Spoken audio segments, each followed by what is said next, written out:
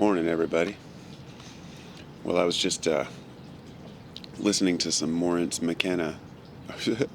Some Morning McKenna. Sorry. Morning Terrence McKenna. And thought I was kind of inspired to make this video. I've always enjoyed Terrence McKenna's work. I'm not completely engulfed in all of his theories. He has many great ideas, or had many great ideas. Ideas that about novelty and experience and the stoned ape theory about how we came to be. I think all of that work is interesting, and I think it's all important.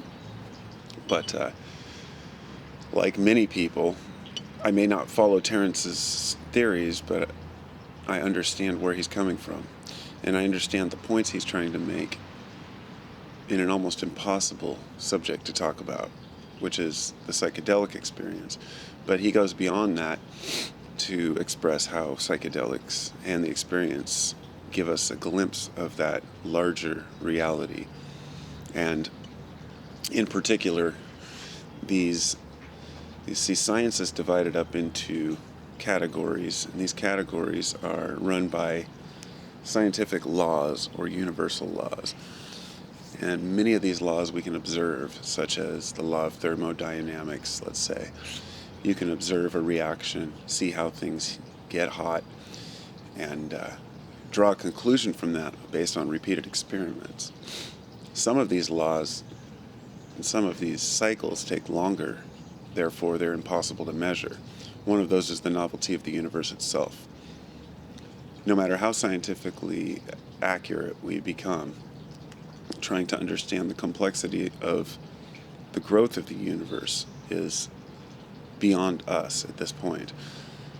We have to consider the fact that although the universe may have started from a Big Bang, or may have not, the point is that it was accelerating very fast at first, and the claim is that now it's slowing down.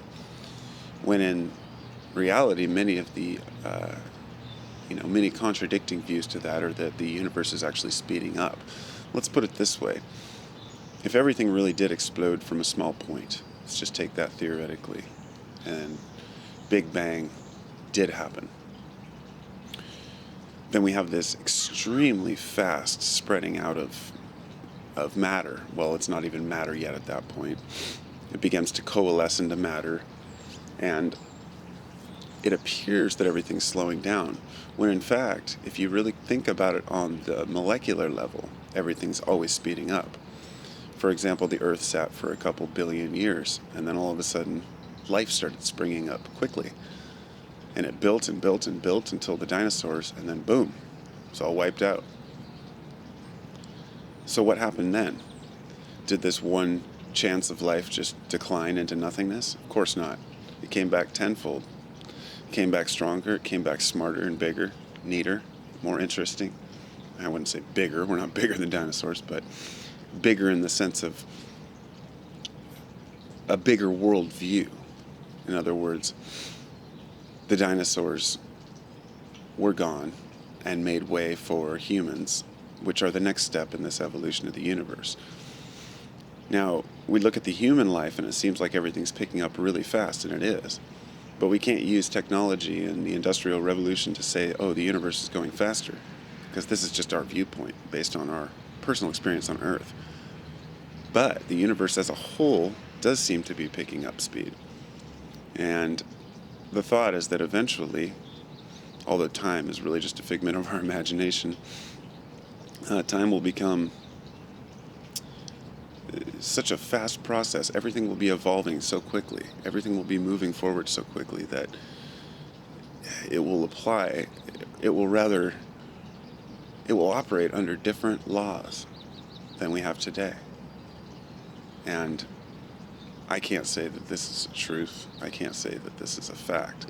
This is just my thought, my theory that as things pick up, what we consider to be time really will become completely irrelevant in the big picture. It already is. I mean, time is just our it's just our way to perceive what's going on around us. In other words, time is just passing of events and our description of it based on cycles. But as there is no beginning and no end, there really is no time.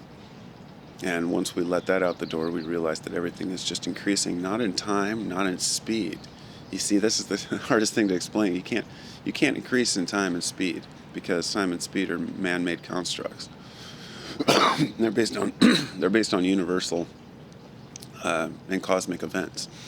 So, for example, you know, the second, the minute, everything's based on the decay of a cesium atom.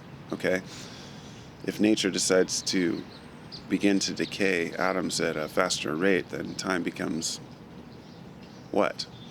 Is time the same for us? It's that cosmological constant that we think is just universal, and